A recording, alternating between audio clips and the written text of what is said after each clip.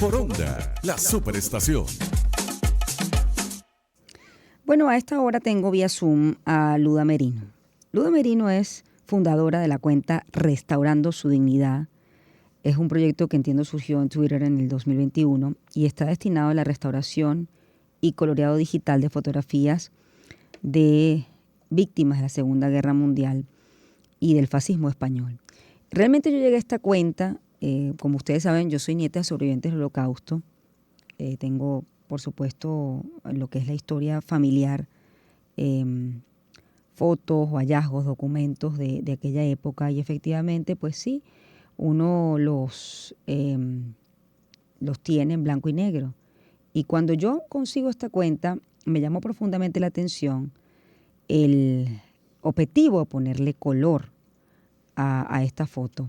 Y quise preguntarle a Luda Merino qué la llevó a ella a llevar adelante este proyecto de colorear estas fotos de la guerra, ponerle color. Buenos días y bienvenida. Luda, qué gusto conversar contigo esta mañana. Creo que no tengo audio.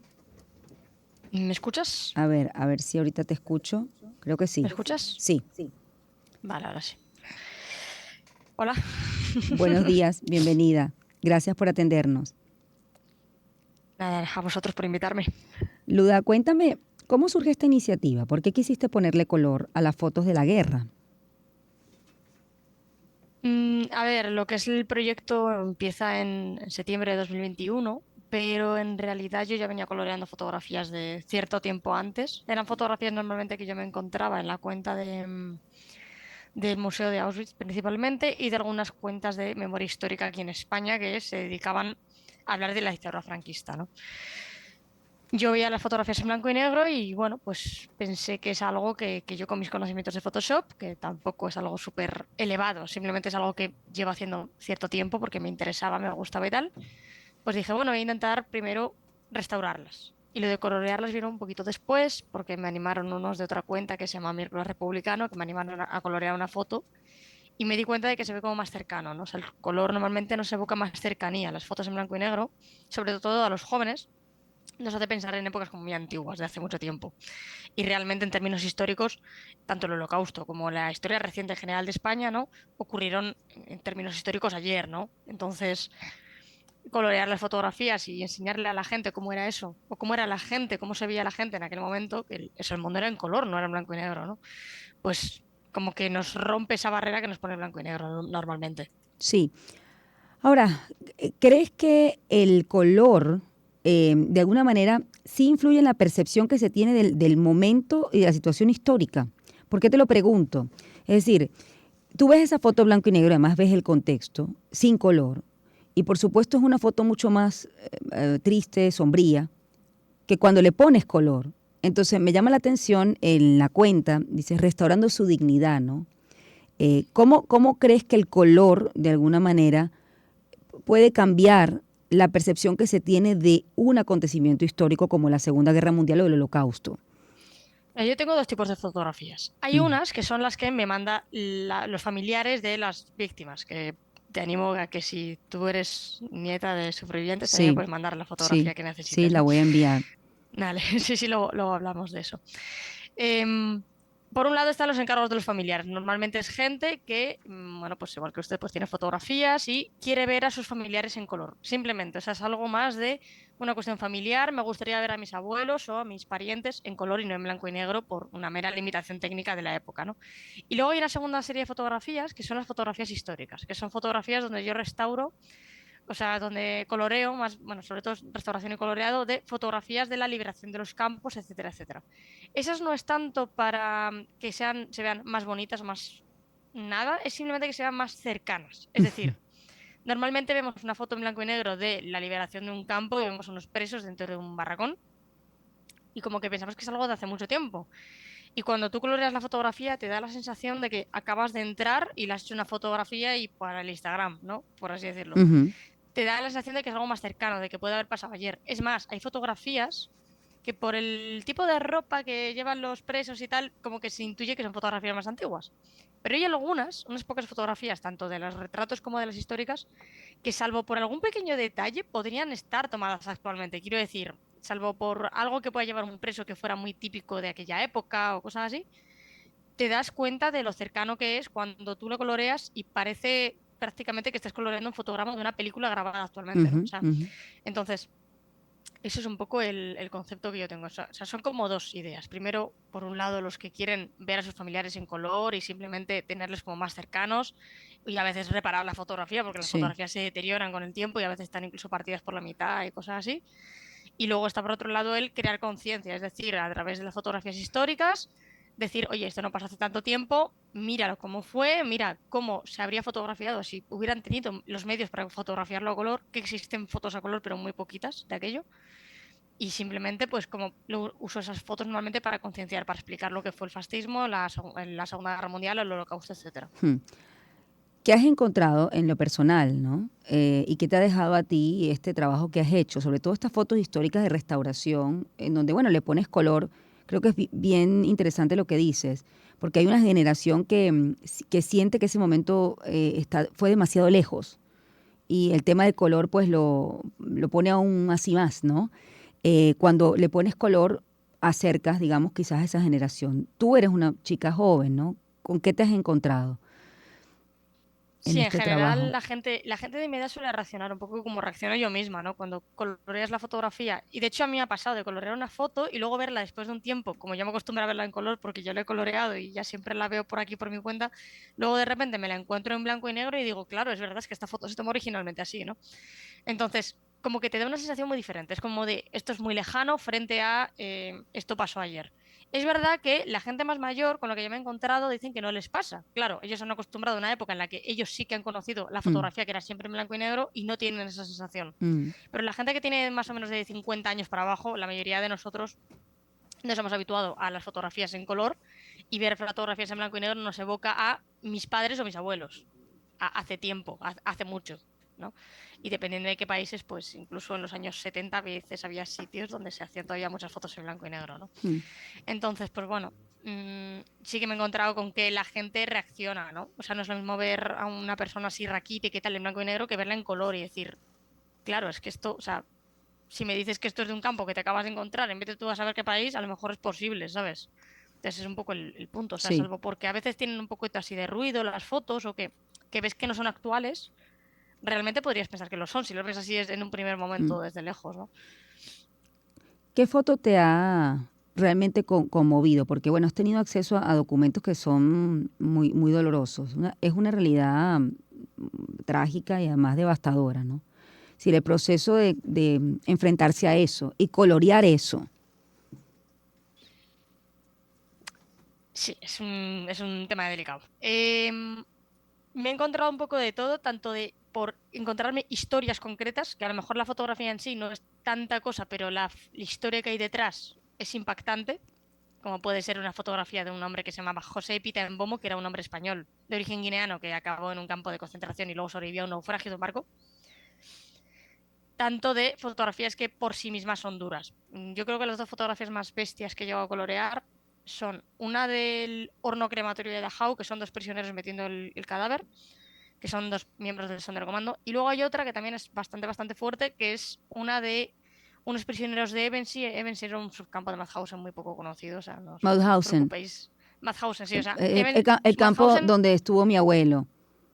vale, pues Sí. Mauthausen tenía un montón de subcampos, o sea, usted al menos lo sabrá, que estaba Mauthausen, luego estaba Gusen y un montón de subcampos, y había uno que era Ebensee, ¿vale? Que era además donde pusieron a los prisioneros a trabajar en los cohetes V2, etcétera. Bueno, pues en ese campo hay un montón de documentación gráfica. No sé por qué de ese campo hay tantísima, pero el caso es que hay un montón de fotos de la liberación de ese campo y de los barracones. Y hay una que salen un montón de prisioneros alrededor de un carromato lleno de cadáveres. Y ves que en las cámaras de los presos tiene una cara como de total normalidad. O sea, de esto es lo que yo he visto siempre. No les ves como impactados porque tienen un carro lleno de cadáveres delante de sus narices.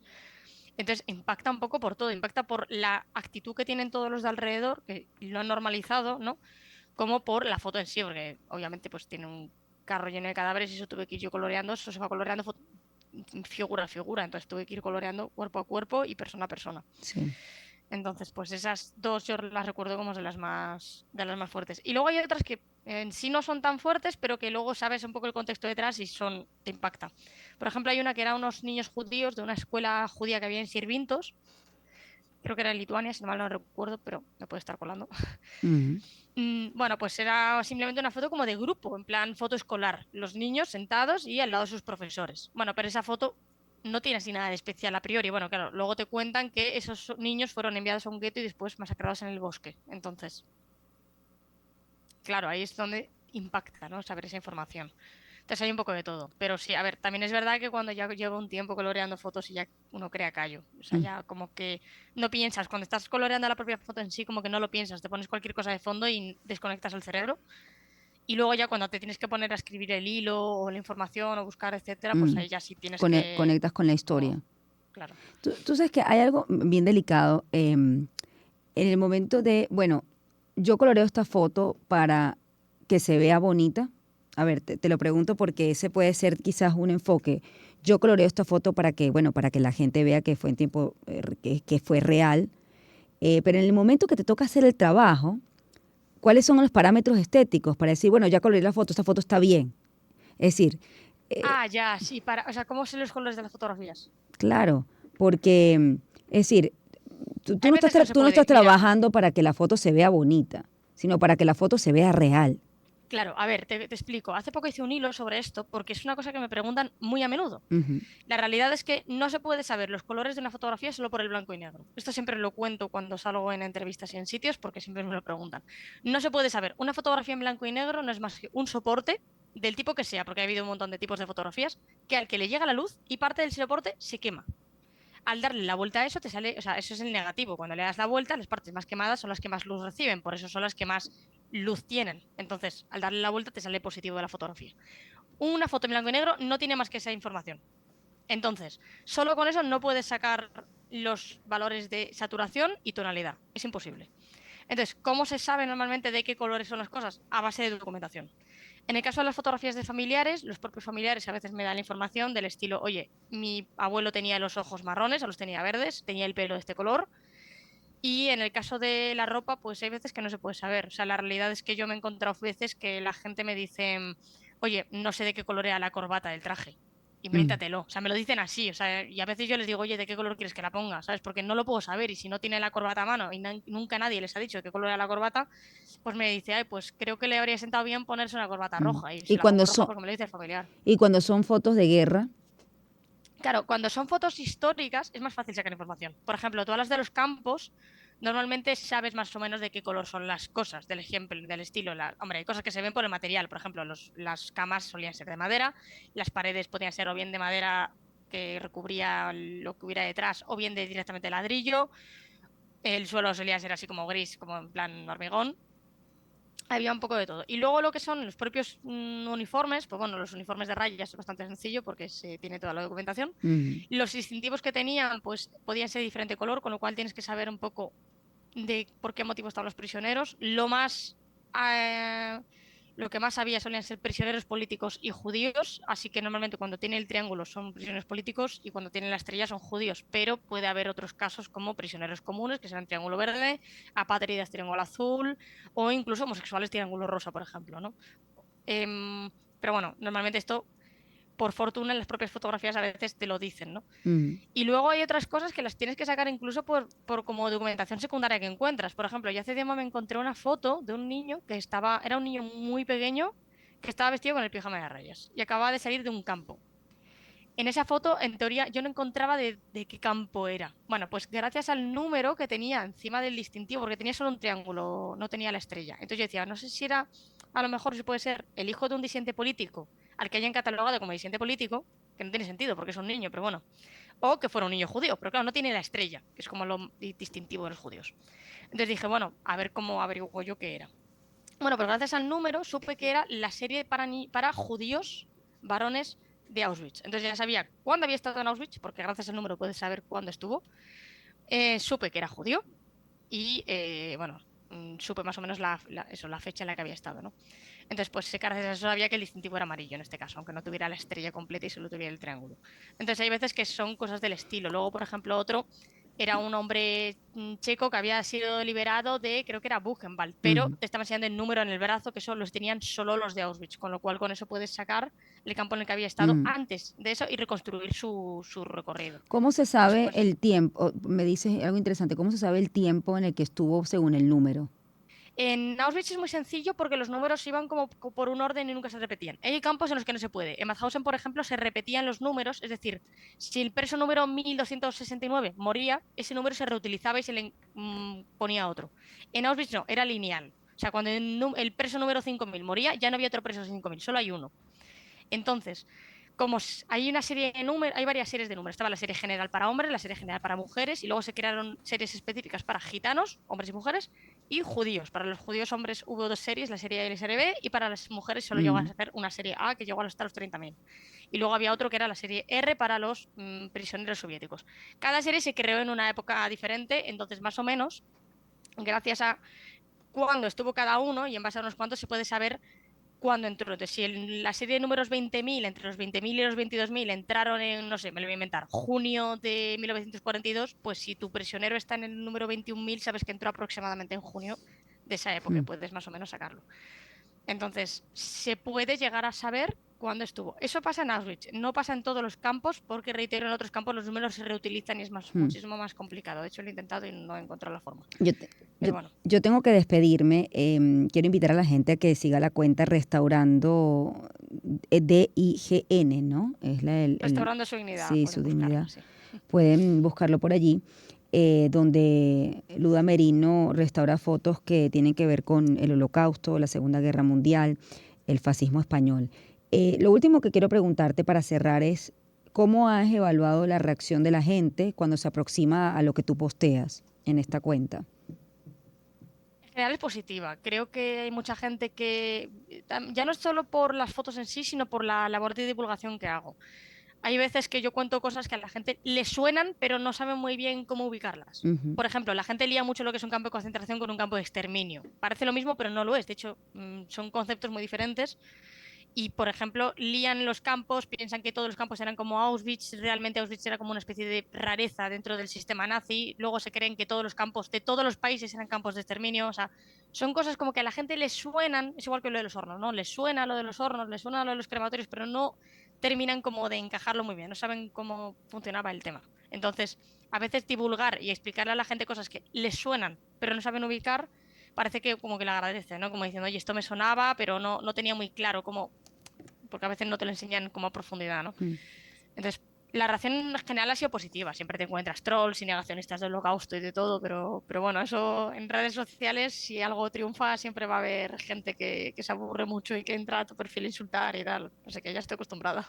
Te agradezco mucho, esta labor es bien interesante, creo que es algo bien diferente y es una forma de acercar la historia sobre todo a las generaciones más jóvenes, porque, bueno, bien lo ha dicho Luda, ¿no? Colorear la foto para que se sienta más cercana, porque realmente fue tomada así, sí, sí había color, pero no podía ser por un tema, digamos, químico retratado, ¿no? Es una forma de restaurarle la dignidad, o al menos ese ha sido el objetivo de Luda. Restaurando su dignidad es el Instagram. Te agradezco El mucho, Luda. Instagram, bueno, el, ¿Cuál el es? ¿Cuál Twitter, es? sobre todo me muevo Ajá, más en el Twitter, Twitter. sí. ¿Cuál es Son, el...? son iguales. En Instagram y en Twitter son el mismo nombre. Ujú, En Twitter es donde más conocida soy. En Instagram no lo uso demasiado. ujú. Pero bueno, de vez en cuando intentaré subir alguna cosa también. Bueno, Y nada, maravilloso. pues muchas gracias y te Gracias. animo a que tú misma me Sí, vamos a mandes. estar en Tú me contacto. sigues, creo que te sigo también Sí, por sí. Twitter, así que Vamos a estar en mándame. contacto, seguro. Así será, Luda. Luda Merino, fundadora de la cuenta Restaurando su Dignidad. 7:59, vamos a hacer una pausa y ya volvemos.